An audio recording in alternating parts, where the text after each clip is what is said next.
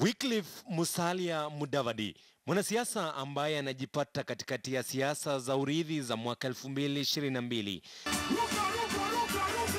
Taswira ikiibuka kwamba msukosuko unaibuka ndani ya chama cha Rais Uhuru Kenyatta cha Jubilee huenda ikamfaidi yeye kisiasa. Dhana inayochochewa na matamshi ya David Murathi aliyekuwa naibu mwenyekiti wa chama cha Jubilee kwamba naibu Rais William Ruto anafaa kujiuzulu na Rais Kenyatta, hoja ambazo zimeibua cheche za maneno chamani. I do not want to be a beneficiary of any free things. All right? I want to be able to work hard and to persuade the Kenyans that I deserve to be their leader. Mudavadi akisisitiza kuwa yupo radhi kukabiliana na yeyote yule wakati utakapowadia. Let the people decide. And as far as I'm concerned, I would be so happy to face off with William Ruto and other candidates who may be seeking the presidency of this country. Safari ya mbali huanza kwa hatua ya kwanza.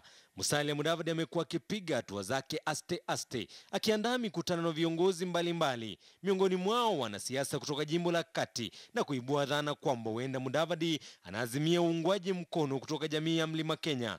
Matamshi ya Murathi kwamba wakati umefika kupindua ukiritimba wa jamii mbili kuongoza nchini yakichochea dhana hiyo. Kikuyu akimaliza, Kalenjin nachukua. Kalenjin akimaliza, Kikuyu nachukua.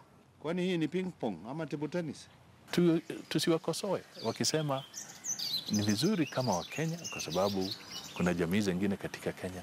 Jamii zingine pia zipate hiyo nafasi. Semi za David Murathi ziliibuka kwenye hafla ya kuadhimisha tamaduni ya Wamaragoli aliyokuwa amealikwa na Musalia Mudavadi. Wadadisi wa masuala ya siasa wanadokeza kuwa huenda wandani wa Murathi wanatafuta marafiki wapya siasani. Hakuniambia ataenda kusema nini. Sisi wote tulisikia akiongea akiwa kwa jukwaa.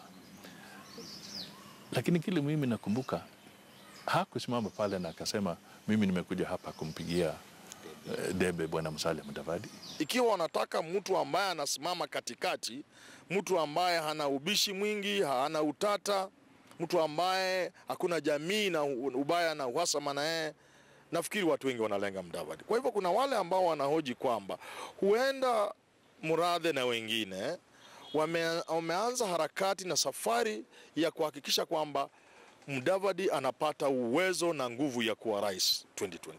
Ni mwaka moja tu baada ya uchaguzi mkuu uliopita, takriban miaka mitatu kabla ya uchaguzi mkuu ujao. Na ilivyo sasa, ulingo wa siasa umechacha, wanasiasa wanaomezea mate nafasi ya urais wakijizatiti. Jeff Kirui, KTN News.